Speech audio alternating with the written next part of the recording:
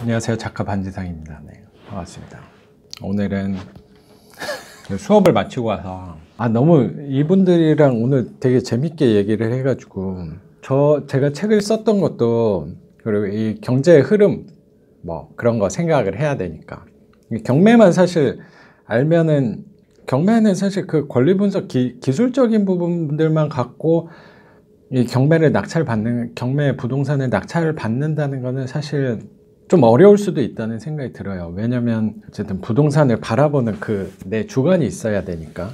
그리고 이 돈의 흐름이라든가 뭐 경제의 흐름 같은 거를 봐야 되니까. 그래서 또 재테크 부동산 그리고 돈 관심 많으신 분들이 그 자기계발서라고 해야 되나? 뭐 너무 유명한 책이죠. 부자 아빠 가난한 아빠 그 책에 나왔던 얘기를 조금 들려드리면 근데 그 얘기 뭐 너무 유명하니까 그 책은 너무 유명하니까 그리고 저도 그 로버트 기요사키의 영향을 많이 받아서 지금 하는 일도 그 로버트 기요사키의 영향을 받아서 하는 거라고 저는 생각이 들고 그리고 어쩌면 제 지향점으로 삼고 있는 분이 그 로버트 기요사키고 또 돈의 흐름, 현금 흐름 관점으로 제가 투자하게 된 계기도 사실 로버트 기요사키고 부자 아빠 그 책의 영향이 크고 또 저도 책에 뭐 현금 흐름 뭐 그거를 도식화해서 넣어놓은 부분이 있는데 그것도 뭐 솔직히 말씀드리면 뭐 당연히 아시겠지만 저는 그 로버트 기요사키 책에서 조금 베껴 온 거죠. 네. 베껴 온 건데 그거를 뭐 이 양심이 있으니까 그대로 베껴 온 게 아니고 조금 변형시켜서 뭐 현금 흐름표를 제가 만들었던 부분이 있는데 솔직히 만들었다고 하는 것도 좀 창피하네요. 거의 뭐 베낀 거죠. 그럼 뭐 솔직히 말씀드리면 그럼 베낀 거예요. 네. 근데 네. 그 현금 흐름표는 사실 뭐 현금 흐름표 자체는 뭐 회계학에서 사용하고 있는 거니까 그렇게 뭐 양심의 가책은 없습니다. 모든 책은 저는 다 베낀 책이라고 생각을 하기 때문에 뭐 이 책에서 베꼈냐 저 책에서 베꼈냐 근데 뭐 어쨌든 중요한 거는 베낄 때 베끼더라도 그걸 내 걸로 소화시켜서 배출하는 게 저는 되게 중요하다고 생각을 하는데 어쨌든 베낀 부분도 있고 베끼지 않은 부분도 있겠죠. 근데 뭐 그거는 뭐 그 책을 보시는 분들이 판단할 거라고 생각을 하고 말이 좀 빠졌는데 제가 뭐 그 얘기를 하려고 하는 게 아니고 제가 존경하는 사람 그리고 제 지향점으로 돈의 관점에서는 분명히 로버트 기요사키를 제가 지향하고 있는 점이 분명히 있어요. 근데 그 부자 아빠 가난한 아빠 그 1권에서 나오는 얘기가 전 되게 인상 깊었던 얘기가 뭐냐면 그 부자 아빠 그 로버트 기요사키랑 어린 로버트 기요사키와 그 친구 마이클인가요? 뭐 정확히 모르겠는데 그 친구 둘이 돈을 받지 않고 그 부자 아빠 밑에서 일하는 장면이 나와요.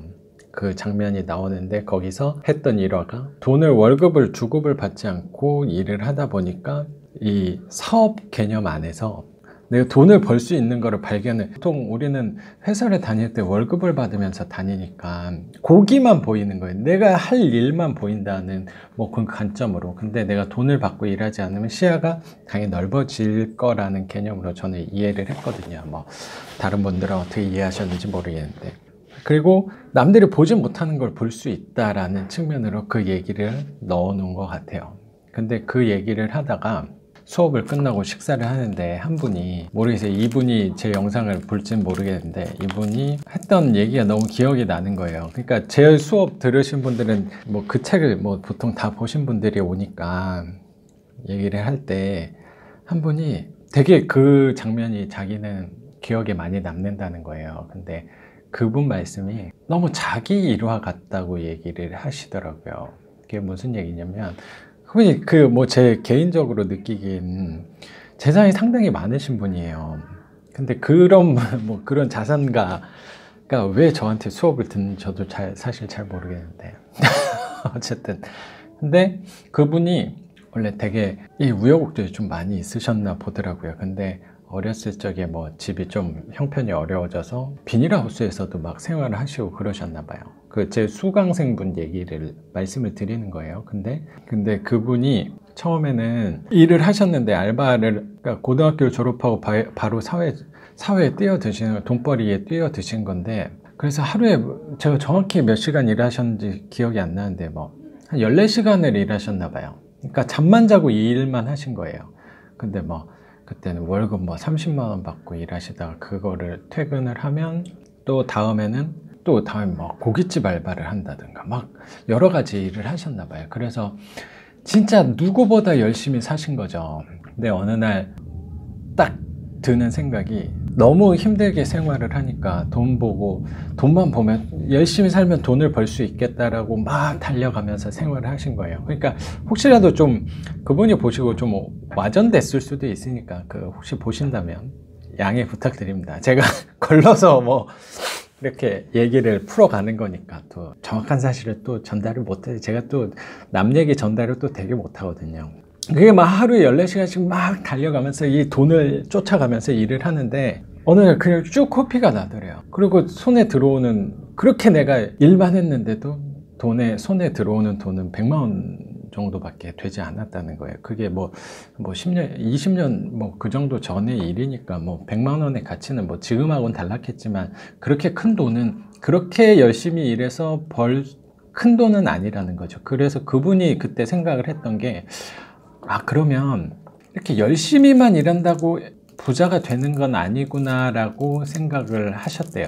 그러니까 그분은 너무 가난하게 살았으니까 자기는 어떻게든 부자로 살아야겠다, 부자가 돼야겠다라는 일념하에 뭐 생활을 하셨나 봐요. 그래서 14시간 동안 막 죽을 만큼 일을 막 달려서 했는데, 이게 그때 느끼는 코피가 쭉 나면서 이게 열심히 일한다고 돈을 많이 버는 게 아니구나 라는 생각을 그때 하셨다고 하더라고요. 그래서 이게 돈을 받고 일하면 안 되겠다고 그 생각을 하셨대요, 그때. 그러니까 저는 솔직히 어때, 그 젊은 나이에 20살 초반 때 그런 생각을 하실 수 있나라고 사실 생각이 드는 게, 지금이니까 조금 그럴 수도 있겠다라고 생각하지, 만약에 제가 몇 년 전만 하더라도 그거는 어떻게 그렇게 선택을 할 수 있을지라고 생각이 사실 들었을 것 같다는 생각이 들더라고요. 그래서 열심히 하던 일을 다 접고서 오로지 돈을 안 보고 취업을 했다는 거예요. 그러니까 이거 자체가 이해가 안 되죠. 취업은 돈을 벌기 위해 직장을 구하는 건데 돈을 보지 않고 뭐 일자리를 구했다는 거예요. 예를 들어서 뭐 이쪽이 종로니까 종로를 가다가, 이쪽은 금은방들 많잖아요. 그래서 금은방 같은 데 가가지고, 예를 들어서 금은방 같은 데 가서 하는 얘기가, 나 여기서 일 좀 시켜달라. 고용주는 그럼 월급을 내가 얼마 줘야 돼? 뭐 그런 얘기를 할 거잖아요. 근데 그런 얘기를, 나는 돈은 필요 없다, 그냥 일을 배우고 싶어서 온 거다 라는 식으로, 진짜 그 부자 아빠 소설 속에, 부자 아빠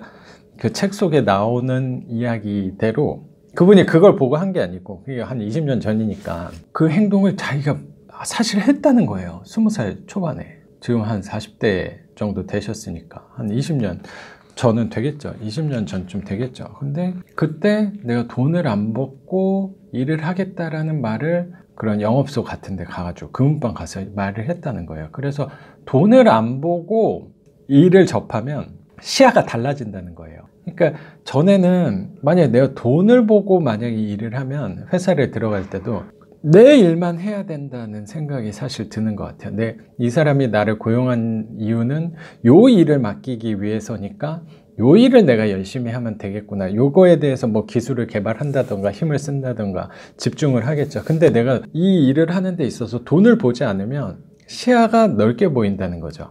그래서 그분이 말씀하셨던 게, 자기는 돈을 안 보고 여기를 들어갔더니 그 전체적인 시스템이 보인다고 하시더라고요. 그래서 10년을 일했던 분들보다 자기는 3개월을 일했지만 돈을 안 보고 돈을 받지 않고 일했기 때문에 그 시스템에 대해서 훨씬 더 잘 파악하고 계신다는 거예요.